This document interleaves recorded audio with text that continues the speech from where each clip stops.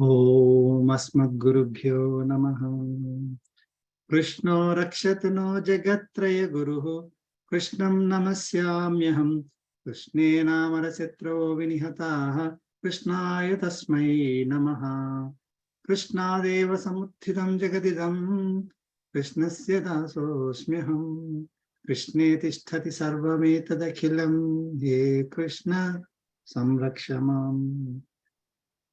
Jai Srimanarayana. With Acharya's blessings, we are continuing Bhagavad Gita, chapter 4. We finished up to sloka 40 in the last session. We'll start with sloka 41. But before we continue, before we start sloka 41, there are two questions that are asked. First question, I'll take Swamiji's question. The question is, in 34th sloka, Lord Krishna is saying that ask questions, get your questions clarified by Acharya, right? Pariprasnena sevaya. So get the knowledge. Only panipatena pariprasnena sevaya, only then you will get the knowledge. So that is what Lord Krishna said. And then in sloka 40, one who has doubtful mind will perish, right? Will not succeed in life. Either this life or he will not be useful for, this life will not be useful for future lives. So on one side, if you have doubts, ask questions. Other one, if you have doubts, you will perish. There is a difference there. The difference is when you, let us say you're trying to get the knowledge, you may not understand everything, whatever has been communicated. I mean, this is common knowledge, right? For a teacher, when teacher is teaching us, someone will be able to understand it completely. Someone will not be able to understand and say, can you please repeat? And someone will say, can you explain further? Right? So can you give more examples? So some people are, they understand by, having pictures. Some people understand by having tables. Some people understand just by talking, right? The same knowledge is presented in different ways. Either some people understand as stories, right? For example, entire Ramayana has so much knowledge that all the knowledge that is present in Bhagavad Gita is part of Ramayana as a story. We just have to extract it. So people will be, everyone is different in their understanding capacity. So if you are not able to understand what Acharya is saying, ask questions with the intention to get knowledge, increase your understanding for the purpose of practicing. Not ask questions just because we want to show off or, put the Acharya in trouble or something like that. But truly you want to get your questions clarified. There, if you are lack of understanding there, you are expressing as a question and getting the answers. You are not doubting the knowledge. You did not understand it. Right? Say, for example, if I say, Bhagavad Gita sloka in Sanskrit, for example, you don't understand it. So you say, oh, what does it mean? And then I explain to you in English, right? Or Telugu or some other language, then you understand it. If I just tell in Sanskrit, maybe one who understands Sanskrit will be able to easily understand.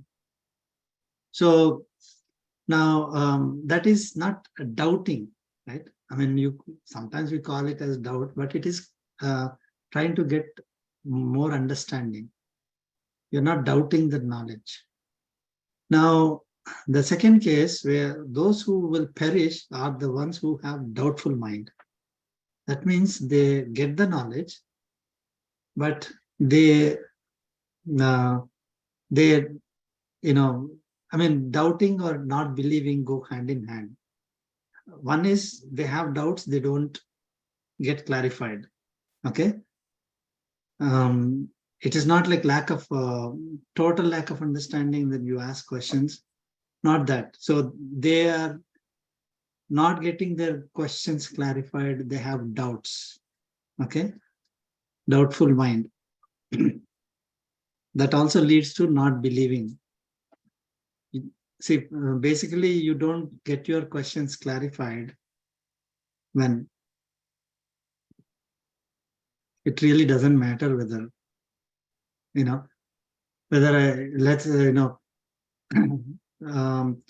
whenever we think that whatever question we have, if it doesn't matter, the answer doesn't matter to me, right? That is the state where I have a doubtful mind. I'm not asking question to improve myself or improve my understanding. So that is the doubtful mind, where you have questions, but you're not trying to get more understanding, more clarity, or getting the answers to those questions. Either not believing it, or you think that it really doesn't matter. You don't want to practice it. Any of these conditions, you keep them as doubts, as questions, without getting clarity. So if we are in that state, then it is doubtful mind. So it is not that when you get a doubt, immediately you will perish. No. When you get a question, it's not that you will perish. When you get a question and you think it is worthless, don't believe in it. The answer really doesn't matter. You don't believe the Acharya is trying to answer. In any of these things, you will remain in a state of doubtful mind. If now, if with a doubtful mind, you will not be able to apply the knowledge properly. When you are not able to apply the knowledge properly, then we perish. So that's the difference between the two. I hope you got it. Okay. Okay. Second question is that one who is purified. Again, Badrigar, if you can ask the question again. Yeah. Sure. So it says that, okay, once you have the knowledge of self, then it will purify the karmic bondage, it will purify the sins, karmic bondage, right? But I thought that having, knowing only when we are purified, we try to get the knowledge of the self. Yeah, other way, yeah. Right? Exactly. So when we get the knowledge of the self, we get purified. Knowledge is the purifier. Yes. But only when we are purified, we tend to get the knowledge. Right? So it's a chicken or egg situation, right? Which comes first? I mean, how do you solve the puzzle now? Right? So I'm in this state now. Let us say I am having the karmic bondage, which is preventing me from getting the knowledge of the self, right? Now, unless I get the knowledge of the self, I get purified. So, but I cannot get the knowledge of the self because I'm already having the karmic bondage. So that means that there is no way I can purify myself, right? Because I need to get the knowledge of the self to purify myself, but I cannot get the knowledge of self because of the karmic bondage I have. Does anyone have answer to this question? Then how do we purify ourselves then? That would explain next sloka as well, right? Maybe that's an answer to the next sloka, right? At 39, right? With the controlling senses and all those things, that's where you try to clean up your karmic bondage through which you attain the knowledge of self, right? Hopefully that's the answer. Right. An object which is in a state of motion continues to be in the state of motion, physics. unless it is acted upon by external force. Right. What is which law of Newton's law? So basically, we are in a state of motion. We'll continue to be in that state of motion unless acted upon by the external force. So there must be some external force acting on us to pull us out from that state of motion of getting more and more karmic bondage. So direct us towards, the other path where we can start getting more knowledge, right? That's By right. ourselves, we cannot. Yeah. If you, we are given the buddhi, right? We are given the decision-making power. We can choose. Now we can choose the things, right? However, sometimes what happens is that because of karmic bondage, we tend to not choose the right things. The opportunity is there. Opportunity is there. Knowledge is there also with us. God gave us the discrimination ability, but we do not by ourselves do it. This is where Acharya, satsang, temples come into picture, right? If we cannot even accept Acharya, if we don't want to go to a temple, if we don't want to be part of satsang, then no, God cannot help, right? So that means we tend to go in our own way, acquiring more and more karmic bondage. There is no external force acting on us. But when we are in satsang, when we we are given the opportunity, and when we have the decision-making power, at least put the effort to approach an Acharya, at least put the effort to listen to some things, at least chant the names of Lord. So that starts cleaning up. Okay, so that is the external force. Paramatma and Acharya and the satsang will start as an external force to put us in the right path. So otherwise we won't do it. I mean, so for example, satsang, if we do not have this, 1.5 hour kept aside every week and all of us get together, we would lose this 1.5 hour time easily. We have lost that so many years so far. But this is like acting like an external force on it. Hey, we have to do it. We have to learn. Okay. So once we start cleaning up, then we get more and more opportunities to get the knowledge, right? So yeah, I mean, the external force is actually within us only. External force is also within us, but we suppress it. Okay, we do not make right choices. So as you rightly said, we need to start with the first stage of Sthita Prajna. So from there are 4 stages of Sthita Prajna. At least start controlling our senses and all that. But I mean, people won't even know that knowledge. How do they even know that? If they are going in the path of having all materialistic pleasures, this materialistic life. They won't even know that it is a good idea to control our senses. They will say, "Oh, we have to enjoy whatever senses." That is the purpose of our life. For such people, when they're going on the road, suddenly there will be opportunity where they will see a temple. At least go into a temple, talk to somebody. But they want to close their eyes and go on the same road. Nobody can help. Basically, we are choosing ignorance, and that's why we can't get that jnanam, I guess. Right. Yes. So it is our decision-making power. So at every second of our life, we have a decision-making power. God gave us the independence to think. Okay. So with just that ability, we will not be able to totally turn the ship. We need some external force. So that is where even I mean, in this particular context also, Lord Krishna is saying, approach an Acharya to get the knowledge. You cannot get it by yourself, right?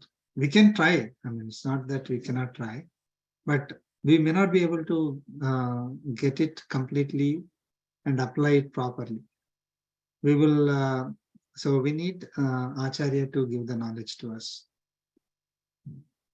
So again, trying to link that to our physics for a better understanding. If we are in a path where I just want to continue in the same path, I do not want any external force to act on me, then we will not be getting any knowledge of the self. But I will let external force act on me. Then I will start moving in the direction of cleaning myself. We need to surrender to Paramatma. So that is again, people won't surrender to Paramatma if they are having karmic bondage. So first they need to start cleaning up the karmic bondage to the level of surrendering to Paramatma, to the level of reaching Acharya. So they need to make an effort to at least chant, like few names of the Lord on a daily basis. We'll clean up a little bit, then they'll meet somebody.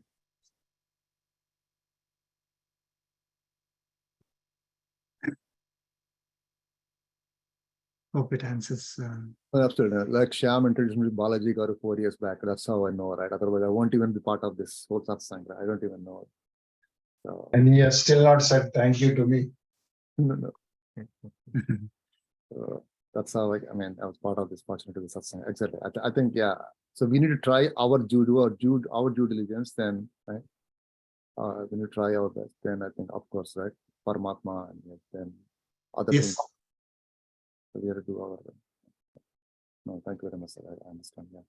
But Varaprasad Garu, suppose, I know you explained so well. I'm convinced and I understood, but still I'm just saying, Bhagavad Anugraham lekapothe mana pathloki ram kadandi.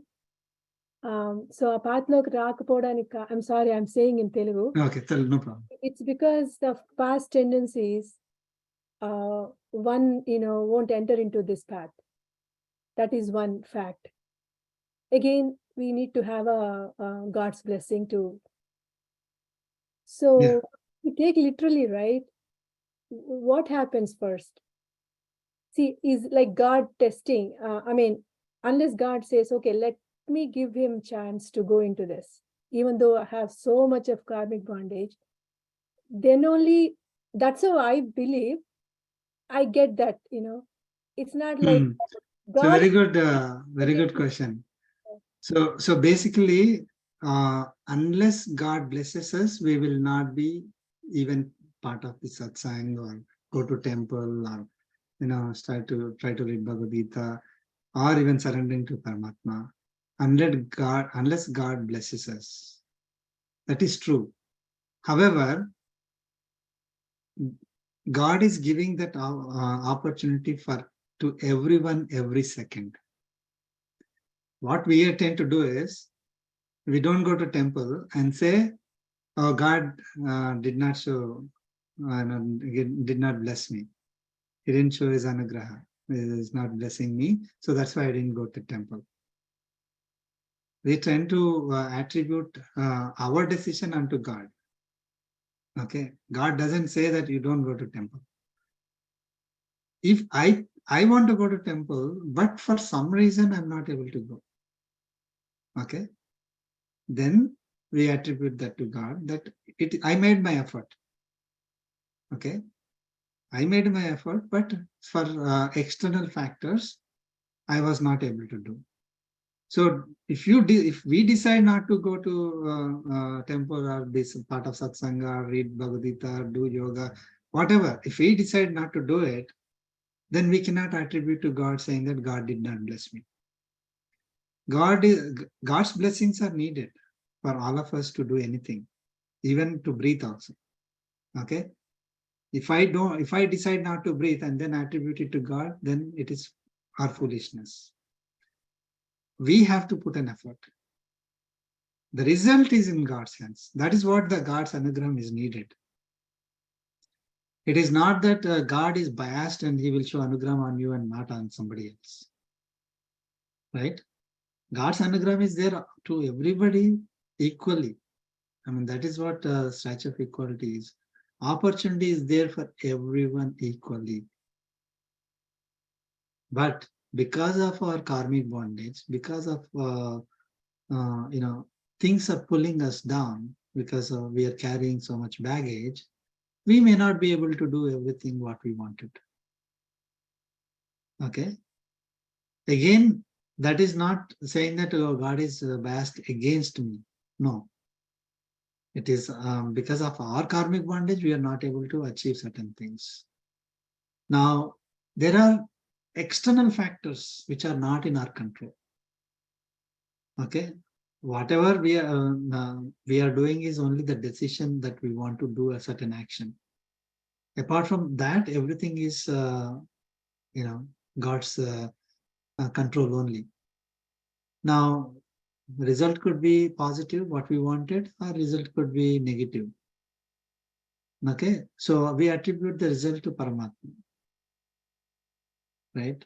So it is not that I need God's anugraham to be on this path, and if I'm not on this path, God is not showing anugraham. That's not correct. I have to do first. If I'm able to succeed, then I should not be attributing my decision not to do things onto Paramatma, saying that he doesn't have anugraham on me. I hope I answered your question. Yeah, you answered, sir. Like something is pulling us, right? Something is pulling. Say, if you take something is pulling, not make allow you to do certain things, good things. So what I know that it's not, we are not blaming that God has not shown blessing. What is that moment that, we switch? Like if God is equal on everybody, Right. but something is pulling us, but there should be something so that is done by the God. That's what it is, right? That moment, the creator. So did you take the decision to do a particular activity? I mean, this is applicable to any work that we do, any activity that we do. I decide to do that activity, and I offer it to Paramatma. So this is your activity. I'm doing it as your instrument. Okay, with your energy, with the energy that you gave me, I'm doing it. Whatever result, we accept it. Okay. Now, if we are not even able to do that activity, because let us say not well, so still the same thing, right? I decide, but we are not able to do because we're not feeling well, right? So there is, and we accept the result. The result is I'm not able to do the activity. So when we either we do the activity or not do the activity and get the result, or not get the result that we wanted, it really doesn't matter. Whether we decide to do it or not is what matters. And behind the decision, what is our intention? That matters. Everything else doesn't matter. So let us say, for example, I do the activity, and only when I'm successful in the doing that activity, only then my karmic bondage is cleared. No. Whether you're successful, not successful, you do it, you don't do it, you just leave it to God, your karmic bondage is cleared. Okay. So the intention is what is important there. Our decision to do our duty, with what knowledge that we want to do that duty. That is all that matters. Okay. Again, we should not, I mean, if we have everything in place to do the activity and simply not do the activity and say, you know, God did not bless me, that's why I didn't do the activity, then, you know, we get the karmic bondage. But if we are, and one more thing, so if let us say only when our activity is successful, that's when our karmic bondage is cleared. No. So let us say I want to build a temple, for example, okay? And I start collecting funds and then do the activity. And then, right, will my karmic bondage be cleared only when the temple is completely built?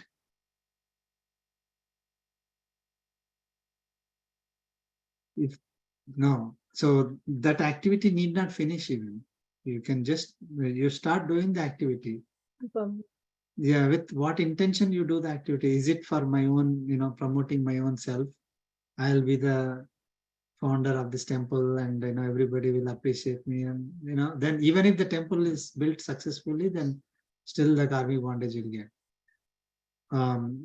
If on the other side, if you are doing the activity as service to God, whether even if you don't complete the temple, still with the for whatever activities that we did, our karmic bondage is equivalently cleared.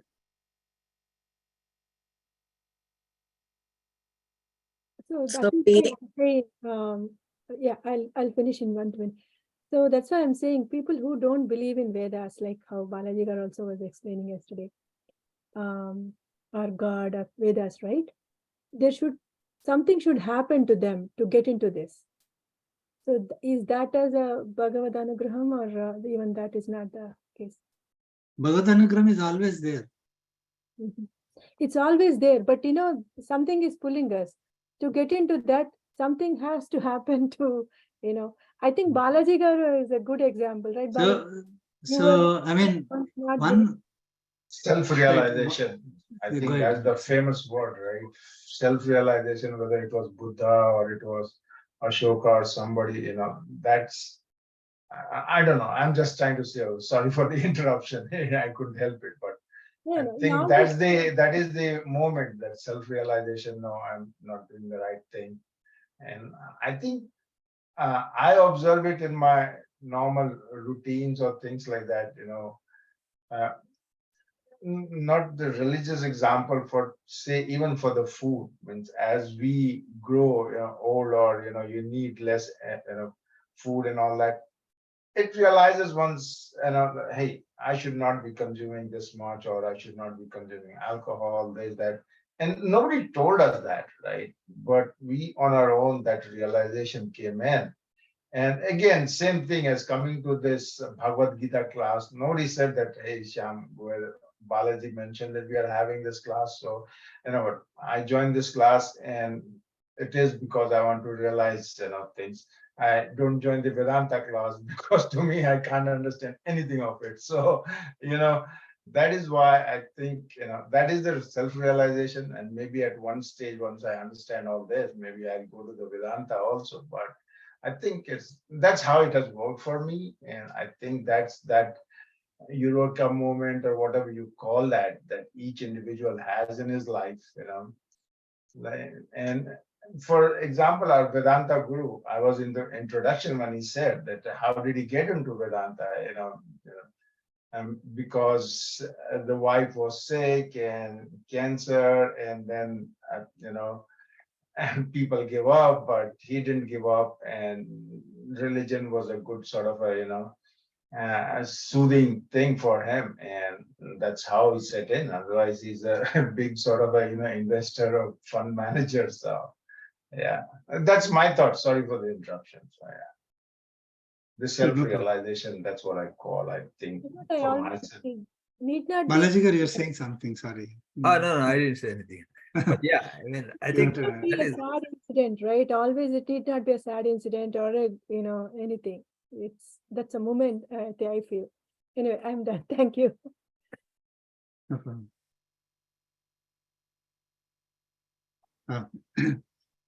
Then if I I can, mean, go ahead, Balaji. If you want to add. I think what I Badriga. got was right, at least my this thing was, like I think Lord Krishna explained probably in tons of slokas, right? Senses, right? I think they are pulling away 100% for at least for me, right? The kids, studies, I think the senses, right? And getting this new van, new house, right? All of them. Probably it took probably 50 years for me to realize that, right? And the one of the things is because the kids are on their own now, okay, and there's nothing much for me to do, or they won't listen to me anyway, right? Doesn't matter. Now I think I said, okay, so that's kind of, no, that's not putting any pressure on me. Oh, my son has to go to this school or get 100 marks, those kind of things. If that's relieved out of that, okay. I came out of that, now started focusing on these things. The trigger point, right? Some point, I mean, everyone has that. At somewhere that light is going to, right, glow in you, this thing, okay, start doing this kind of a thing slowly, right? I think senses and all these things, that's pretty much taking from acting Prakriti, right?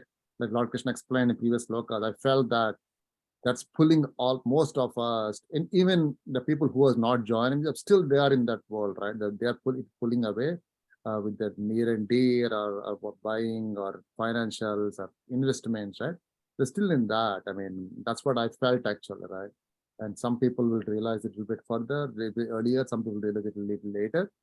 Some people may not even realize it. I think they'll just basically, right, and they'll just leave this world like that. And next Janma, hopefully, that, right?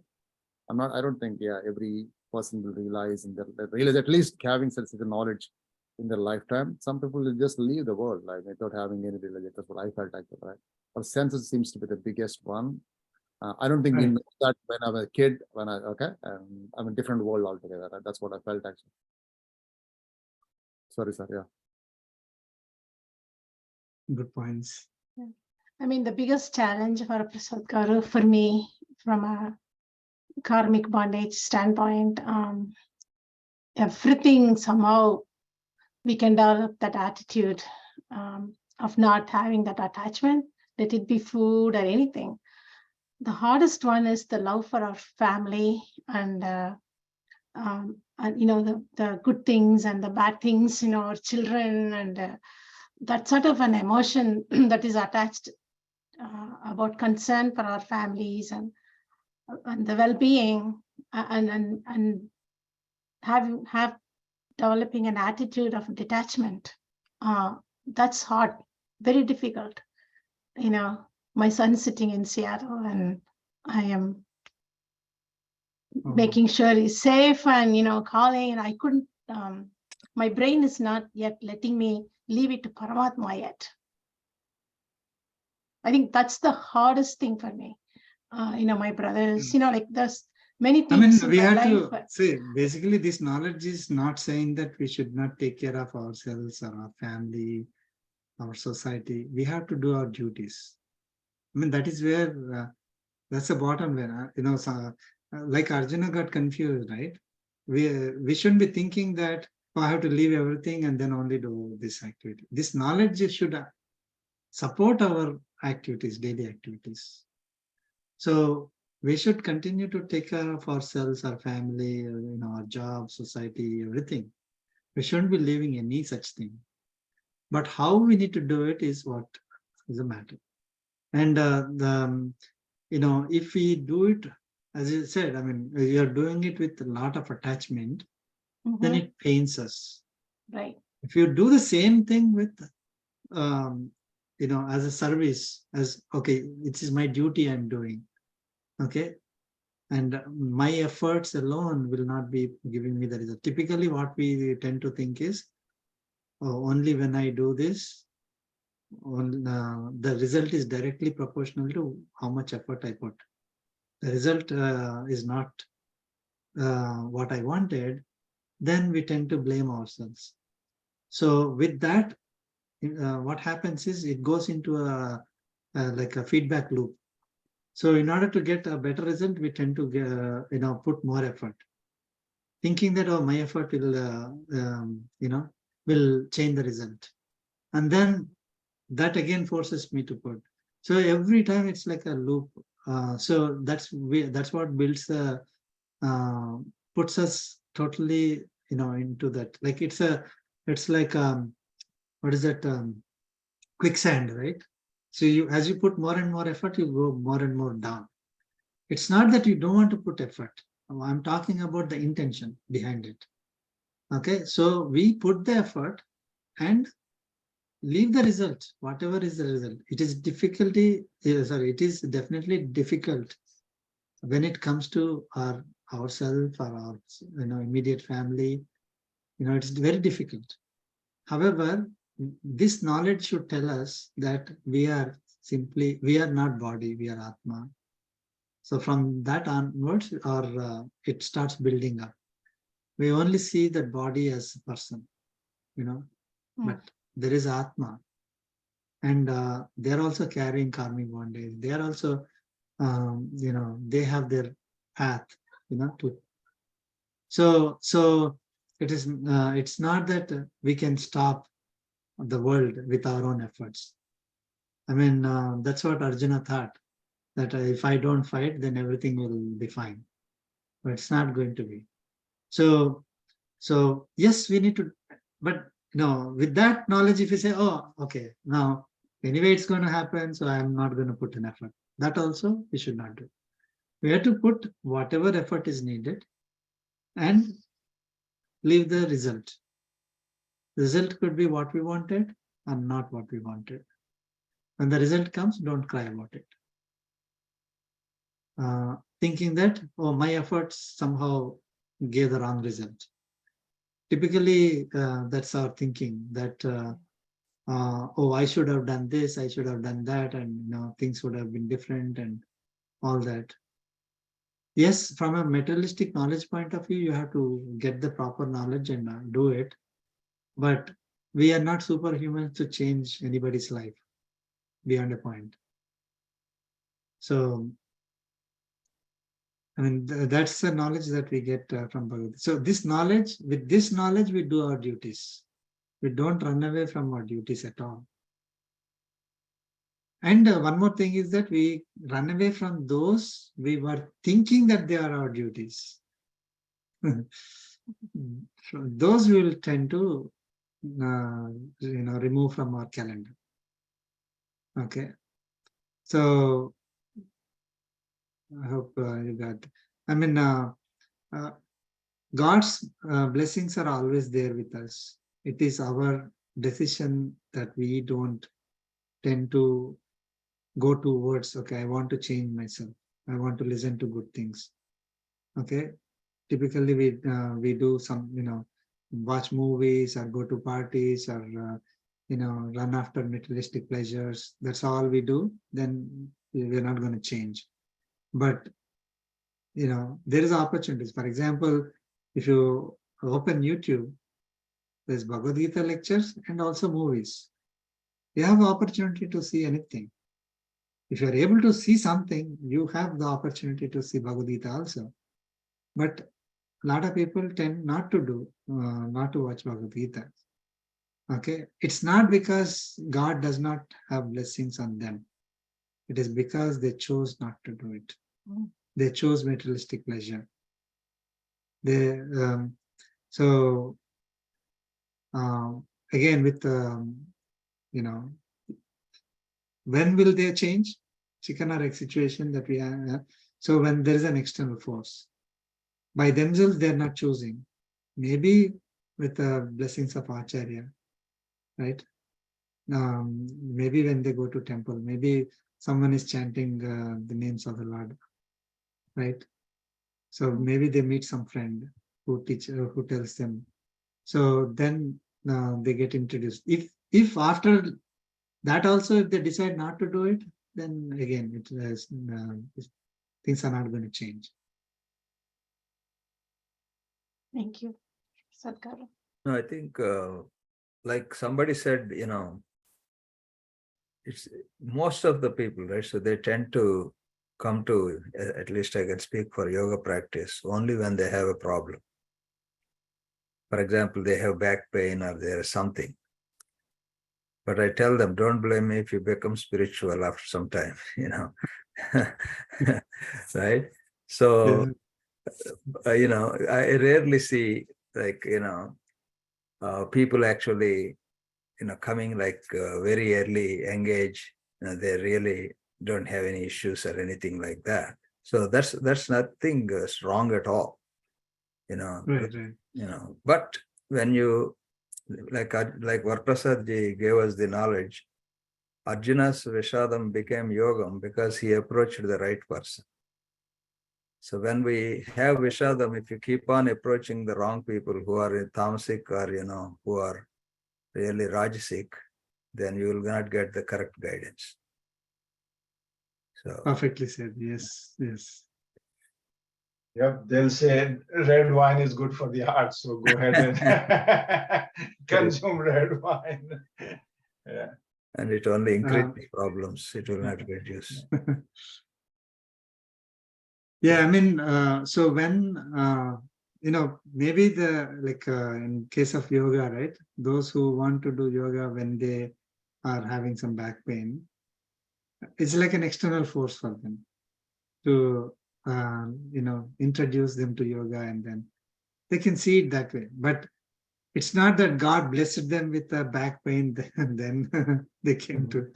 Even a lot of people who have back pain may not go to yoga class, right? To our defense, So it is not necessary that just because somebody gets back pain, they'll go to yoga class always. So again, there is a decision there.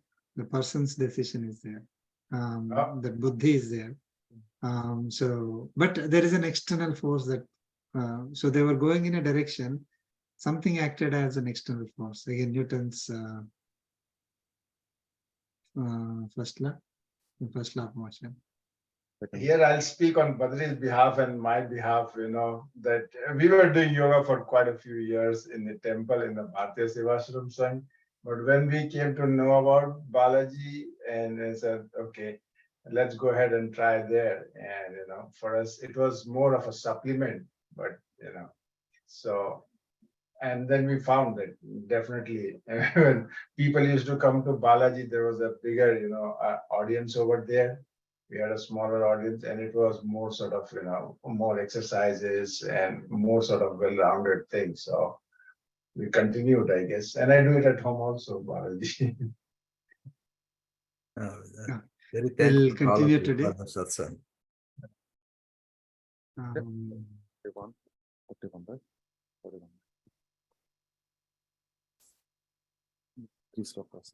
Okay. Well, we have 2 more slokas in chapter 4, so we'll try to finish those 2 slokas today with Acharya's blessings. Now, please chant. Yoga sanyasta karmanam. Yoga sanyasa karmanam. Jnana sanchinna samsayam. Jnana sanchinna samsayam. Atmavantam na karmani. Atmavantam na karmani. Nibadhanti dhananjaya. Nibadhanti dhananjaya.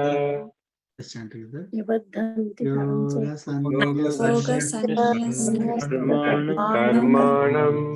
Jnana sanchinna samsayam. Atmavantam na karmani. Nibadhanti dhananjaya. Dhananjaya.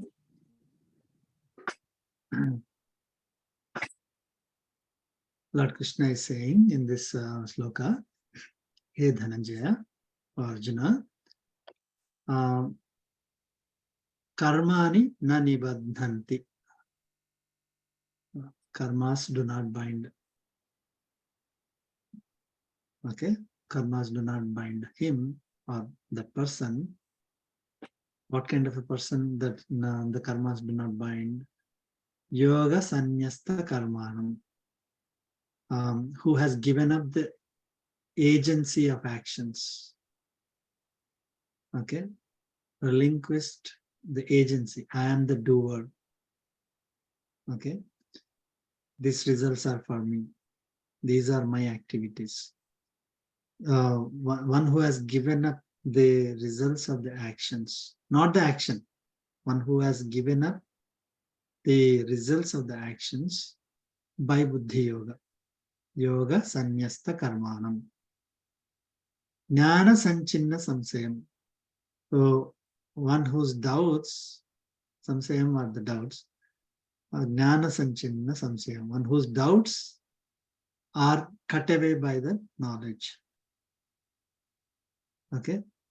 So doubts of not the materialistic knowledge, Newton's first law, second law. It's the doubts about the knowledge of the self.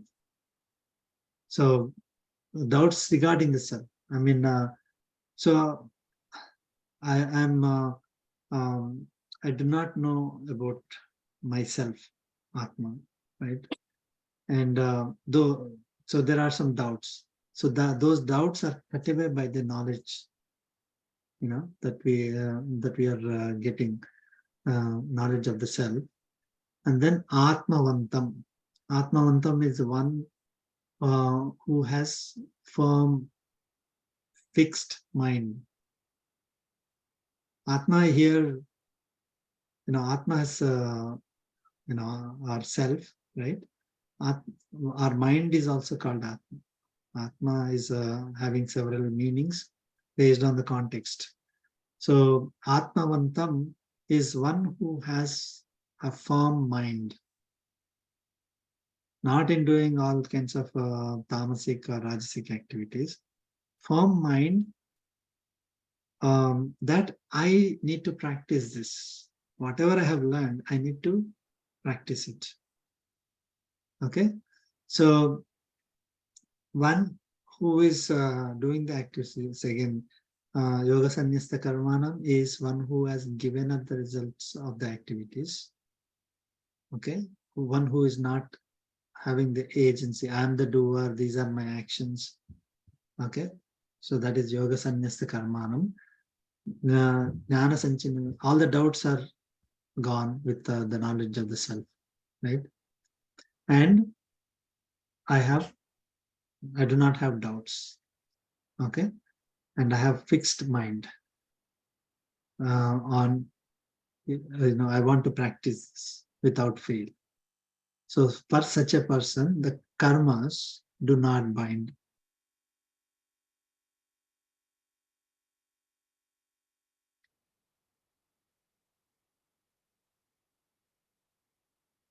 Sanyasta Karmana means giving, giving up all the karmas or the results from the karma. Yeah, karma sannyasa means not giving up the action. It is giving up the results of the action. Not having attachment. Okay, performing the action as nishkama karma. So if you say, sannyasa is translated to giving up, right? So what you are giving up is, I am the doer, we are giving up. Okay, this is my action, giving up. The results belong to me, we are giving up. Okay, so with that, you are performing the action. So one who has given up the, in short, we can say results of the actions. Okay, one who has given up the results of the actions, one who has no doubts, the doubts are cut away by the knowledge, knife of knowledge. Then one who is having fixed mind to practice. Okay, for such a person, karmani na nibadhanti, karmas do not bind that person.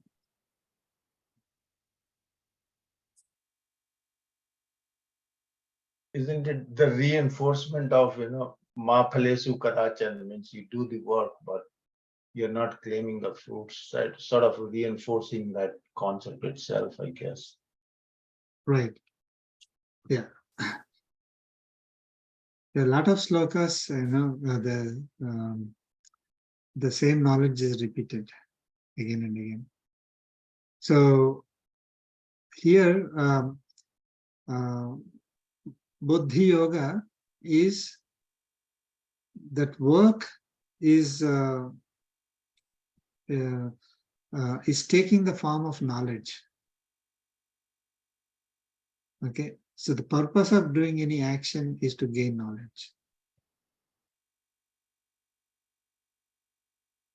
Okay, so we are not relinquishing the duty, that we are performing the duty, but we are performing it. You can say, I mean, for our understanding purposes, the purpose is to gain knowledge. The purpose is not to gain the result, right? So the result is immaterial for us. Whatever may be the result, fine. So why are you doing that? Then is the purpose is to gain the knowledge. So that work becomes, it's assumed, it assumes a form of knowledge.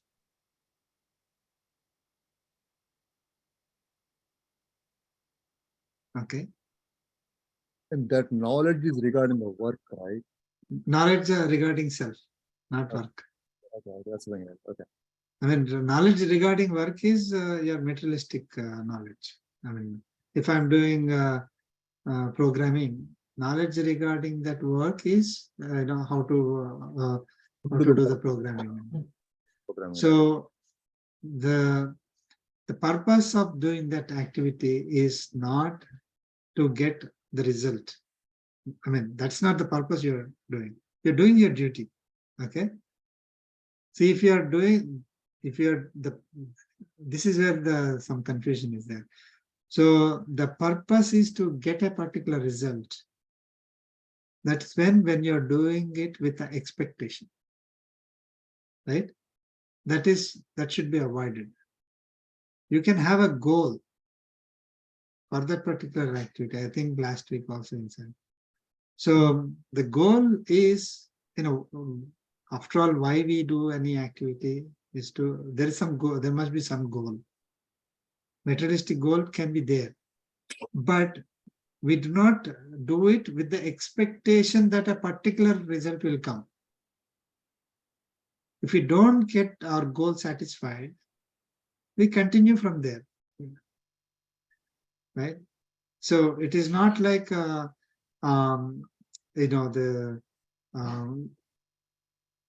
I had an expectation on that result. So that's where the desire, expectation, and goal are different. A goal, I have a certain goal to meet something. So let us say I have a goal of running 100 meters in 10 seconds. Okay. Today, I may be running in 15 seconds. So my goal is not met. So I'll practice more, and then tomorrow I may be running in 14 seconds. Like that, I will continue to. But when I start running, if I have a expectation or desire that either by end of today or by end of tomorrow, I am going to achieve 10 seconds, that leads to all kinds of problems, right? Because we may or may not be getting that result what we wanted. Okay, so, but there's no harm in setting a goal,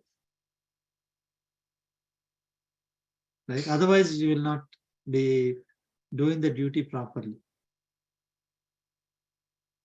Okay, so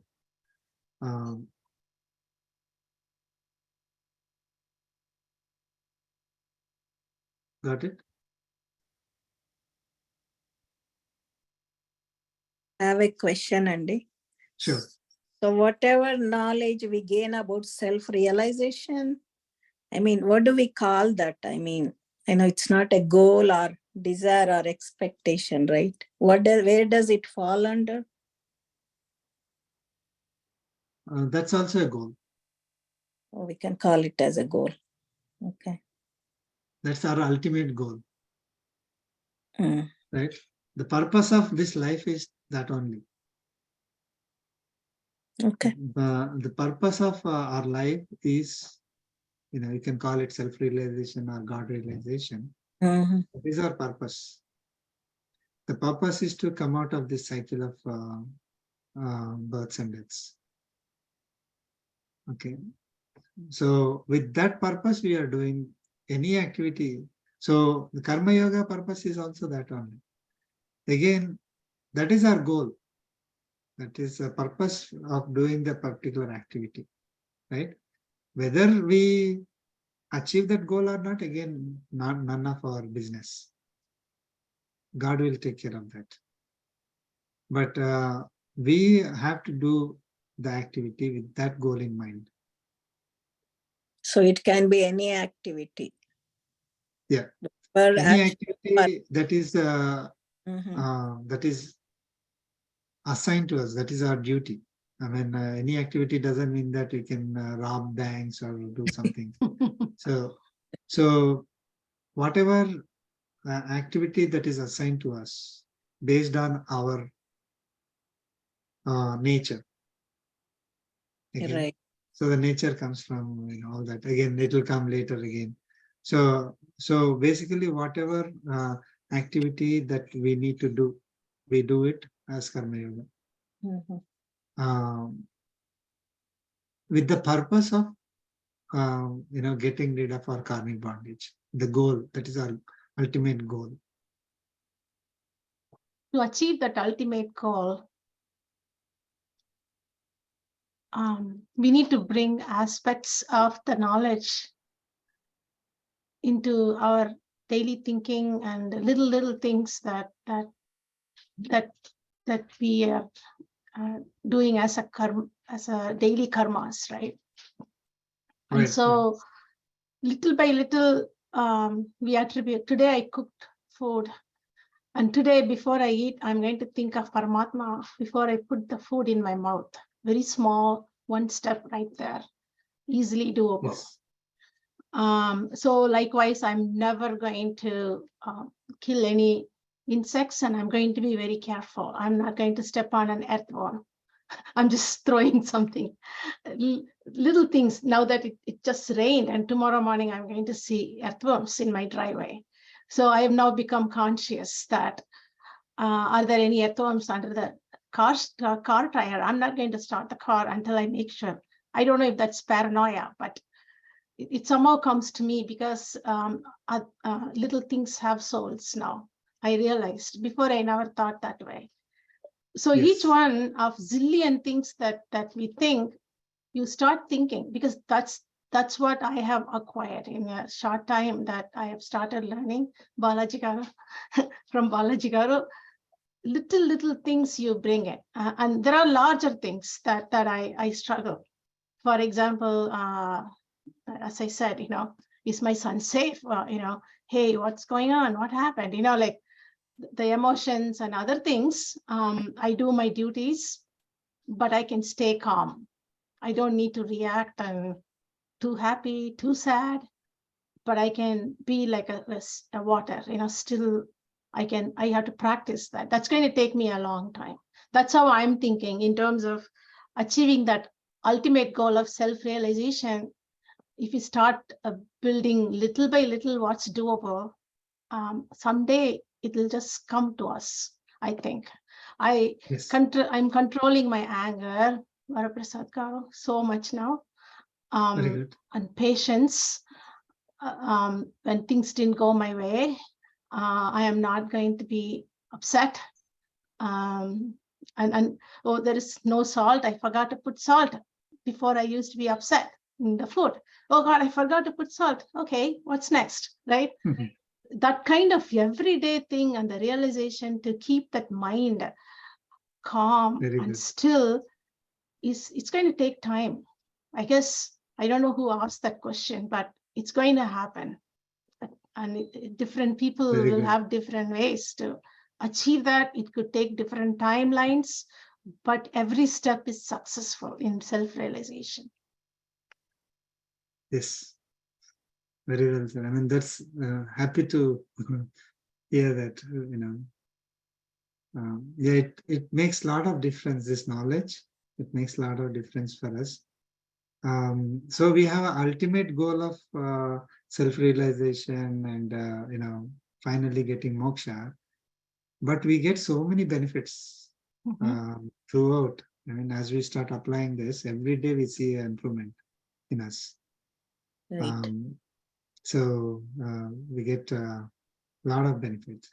Go ahead, Balaji. I know, I was going to say, even in the second chapter, we discussed it some time ago, Swalpam apyasya dharmasya trayate mahato gaya.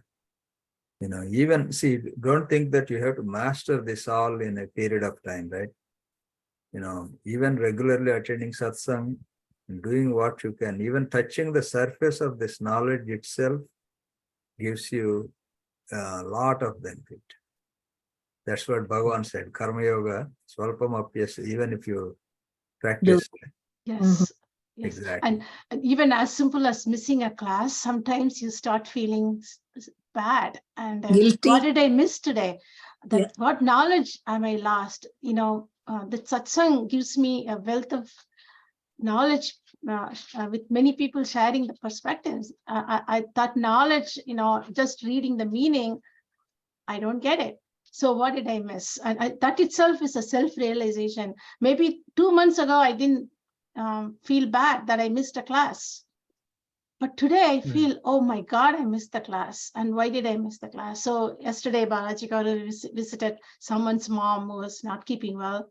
And we ended up spending more time with the aged mother who was talking to us. And I was missing Gita. Now I'm thinking I'm doing service to a person who's suffering and she wants to spend time with her. What am I going to do? And I missed the class yesterday, but then I didn't feel bad about it, honestly, because I know that I was helping someone, Balaji Garu, yesterday. Yeah, absolutely. And so this kind of realization, I never used to think 2 months ago.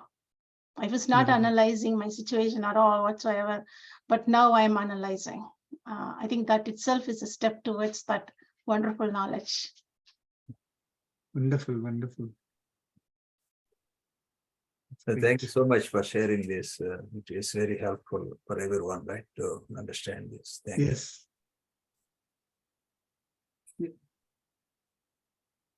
It's great. Okay, we'll move to the last sloka, Bhagavad Gita, for chapter 4.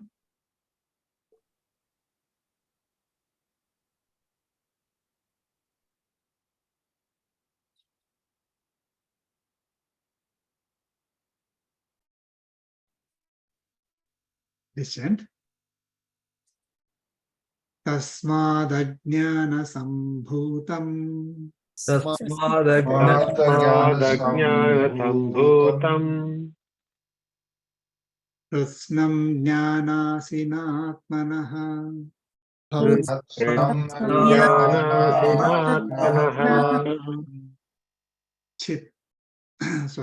Chitvainam samsayam yogam Vainam samshayam yogam Atishtotishtha Bharata Atishtotishtha Tasmadajnana-sambhutam Jnanasinatmanaha Vainam samshayam yogam Atishtotishtha Bharata.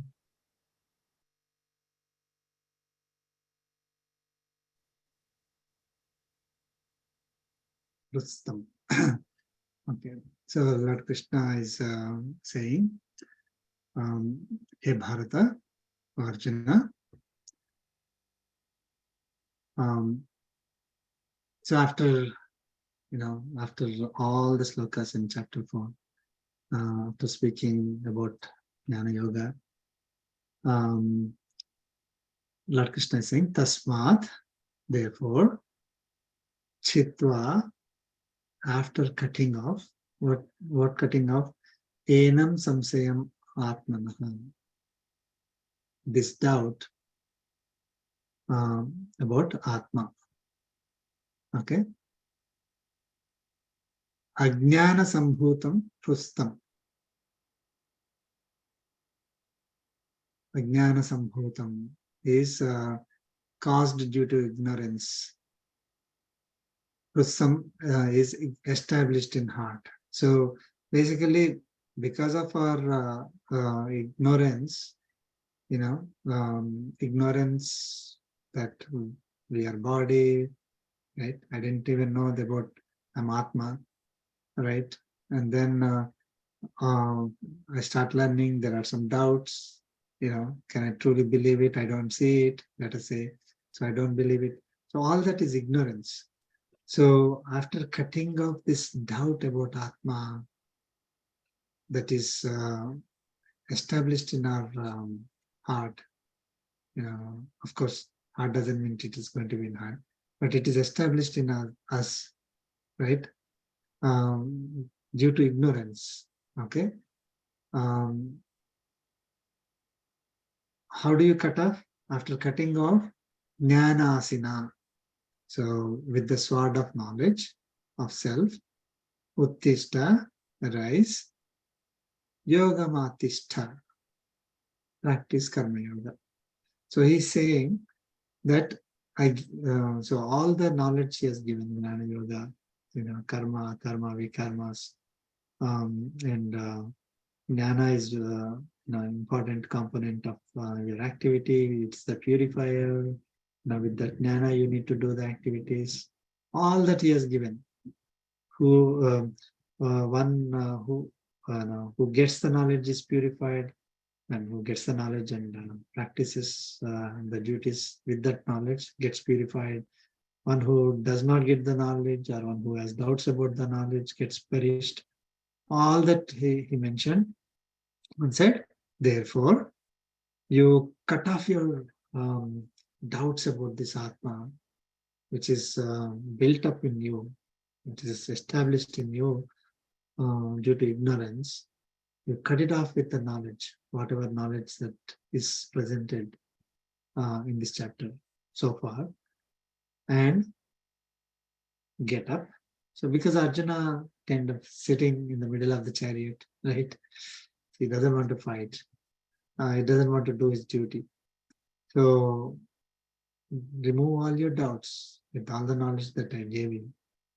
You get up and practice your karma yoga. Practice karma yoga. That's what Lord Krishna is telling Arjuna. So if we are also like having doubts, that those doubts need to be cut off with the knowledge, sword of knowledge, and we need to start practicing the karma yoga. So knowledge of self helps us in performing our duties as karma yoga. With that knowledge, we perform the duties. So then only it becomes karma yoga. See, right? So knowledge is a kind of embedded part of karma yoga. So it is knowledge is the one that is supporting our actions. Then it becomes karma yoga. So Lord Krishna is saying that with that knowledge, you remove all your doubts and perform your duties as karma yoga. Can you define ajnanam? Ignorance, I mean, the major ignorance that we have is thinking that we are body. Whenever we say ignorance or delusion, okay, the first thing that should come to us is that I am body, is our ignorance. We are not body, we are Atma. That is the knowledge, the basic foundation of the knowledge. Okay. If you don't have that knowledge that I am Atma, that is our ignorance, that is our delusion. The illusion is, we instead of thinking that we are Atma, we are thinking that we are body. That's a delusion, right? The ignorance is not knowing it. Both are similar, right? The same things. Sometimes you call it as a delusion, sometimes you call it as ignorance. So with the knowledge of self, just cut off all your doubts, he's saying.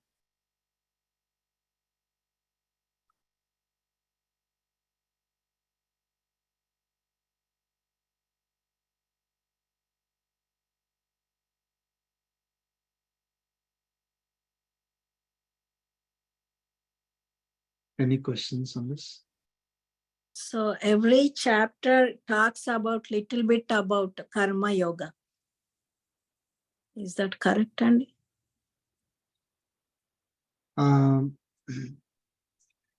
So yeah, basically our goal is to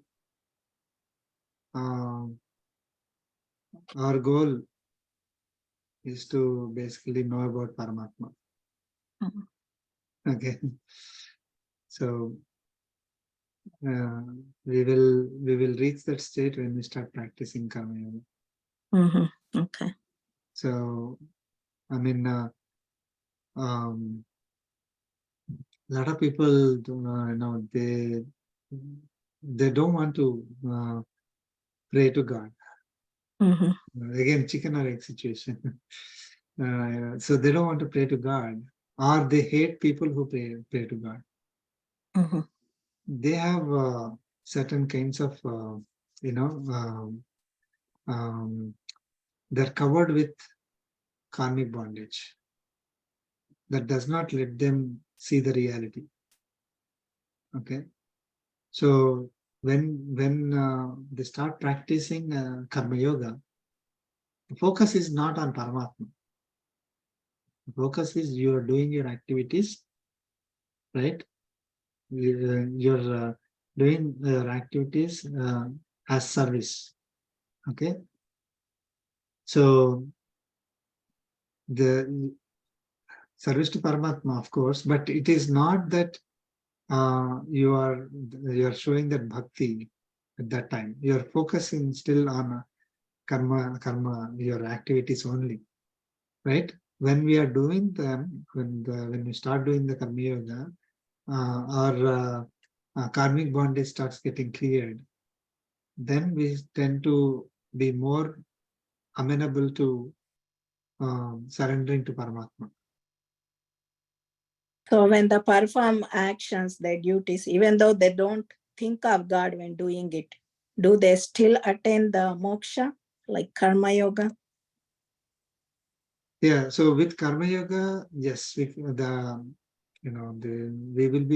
can achieve our goal of moksha. We do not have to have anything else, right? So of course, I mean, as we go along, we will graduate. Like, we go from karma yoga to bhakti yoga. As Balaji Garu just mentioned, like, you're starting as yoga, okay, and then you end up being spiritual, right? So yes, we will be able to understand more about Paramatma. Doesn't mean that we'll stop doing karma. Karma yoga will be like our basis, right? Forever. But we'll also graduate into bhakti yoga. Okay. So I mean, again, all this will come in later chapters, but I'm trying to say that, okay, I want to limit myself to karma yoga. Do I get the result? Yes. Answer is yes. What Lord Krishna mentioned, again, as we go into next chapter, first few slokams, Lord Krishna confirmed that you will get the result, okay, of self-realization, even with Karma Yoga. So that's why we have to practice Karma Yoga, okay? But we'll not be just satisfied with this when we will graduate. Okay, Nandi, thank you.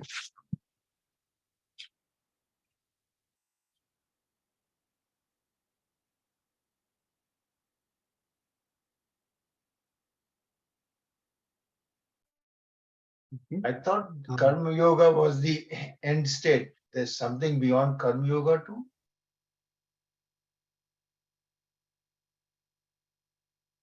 So Karma Yoga is the basis. Again, so I don't want to confuse. Like whatever activities that we do in the entire life, we practice Karma Yoga. Okay, right? That's what I thought, and that was like, We practice Karma Yoga, Mhm. right? However, we will also we will start learning more about Paramatma, and then we start getting into the Bhakti Yoga. Oh, okay. Bhakti Okay. Yoga. Again, we will not lose the concepts of Karma Yoga. We will still continue Karma Yoga only. Even the activities that we do as to express our devotion, those activities also we do it as Karma Yoga only. But the activities will be you're doing towards Paramatma. Thanks. For example, Sri Chinna Swamiji, right? We take that. Compared, like we are here, we are doing our daily duties and doing some jobs, right? Chinna Swamiji is also doing the activities as Karma Yoga, but you see the difference in activities, right?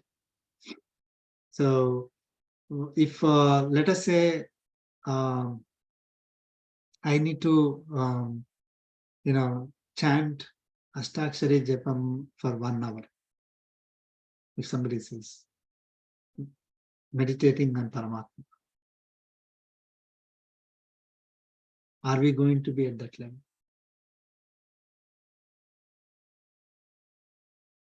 When you're simply just performing regular duties as Karma Yoga, are we able to go to the state of meditating on Paramatma for 1 hour? Not initially, but as we practice, keep practicing Karma Yoga, we will get to that state. So Karma Yoga basically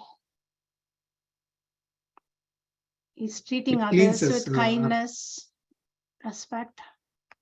Right. So And basically, Karma Yoga is cleaning us. yes.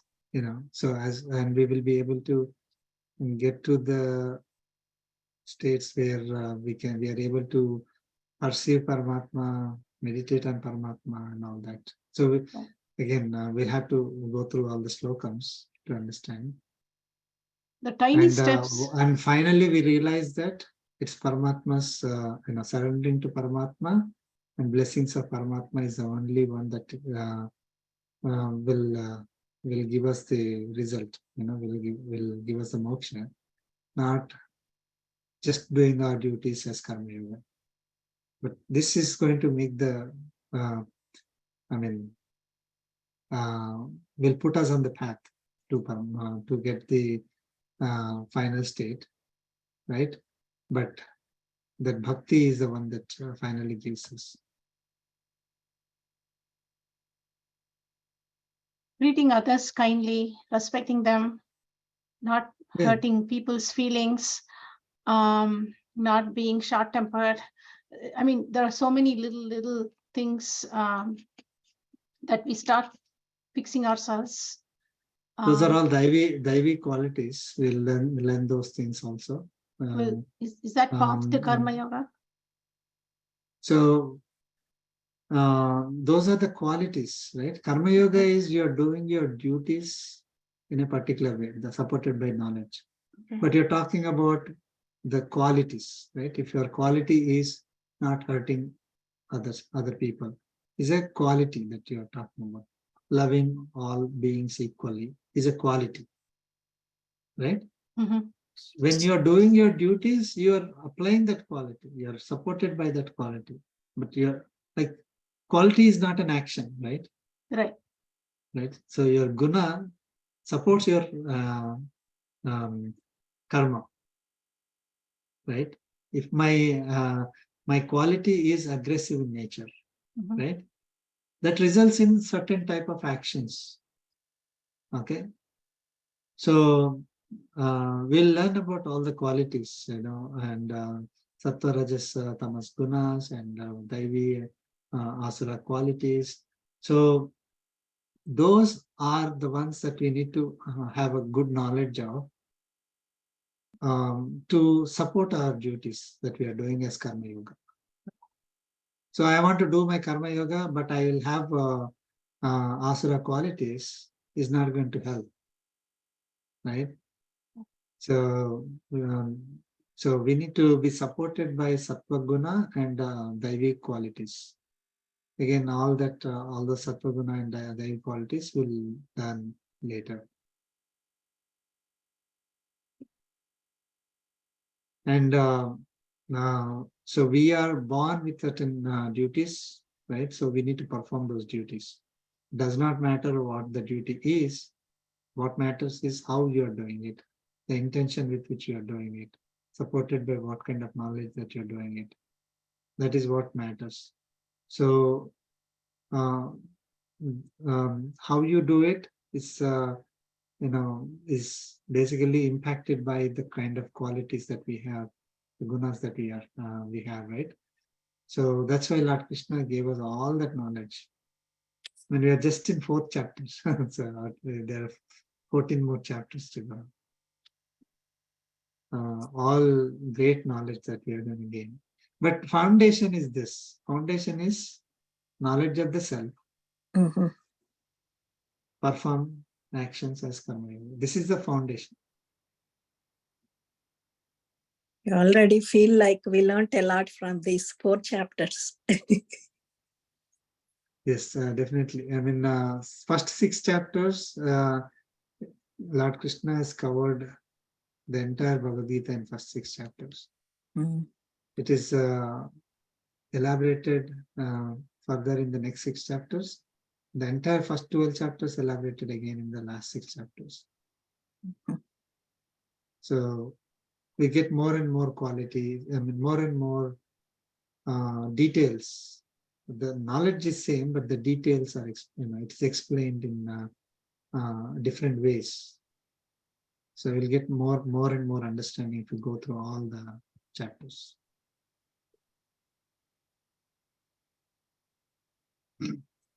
Okay, we'll chant the ending. Iti Srimad Bhagavad Gita Su Srimad Bhagavad Gita Gita-su, Upanishatsu Upanishadsu, Brahma Vidyayam Brahma Brahma Vidyaya Vidyayam, Yoga Shastre Yoga Yoga Shastre Shastre, Sri Krishna Arjuna Samvade Sri Sri Krishna Krishna Arjuna Arjun Samvade Samvade, Jnana Yogo Nama Jnana Jnana Yoga Yogo Nama, Chaturdhodhyayah Chaturtho Chaturthaya Adhyaya, Sri Krishna Parabrahmane Namaha Sri Sri Krishna Krishna Param Brahmane Namah, Om Asmat Gurubhyo Namaha Om Om Om Asmadguru Gurubhyo Namaha, Namaha. Jai Srimanarayana. Jai We'll Shri conclude with the Manarayana. concluding prayer. Kayena vacha mansendriyerva buddhyatmana va prakrute svabhavat karomi vidyat sakalam parasmai narayanayeti samarpayami. Srimannarayanayeti samarpayami. Sarvam Sri Krishna Arpanamastu. Om Arpanamastu. Gurubhyo Namaha. Jai Srimanarayana. Jai Jai Shri Manarayana. Thank you. Jai Sri- Thank Thank you. you. And Jai Srimanarayana.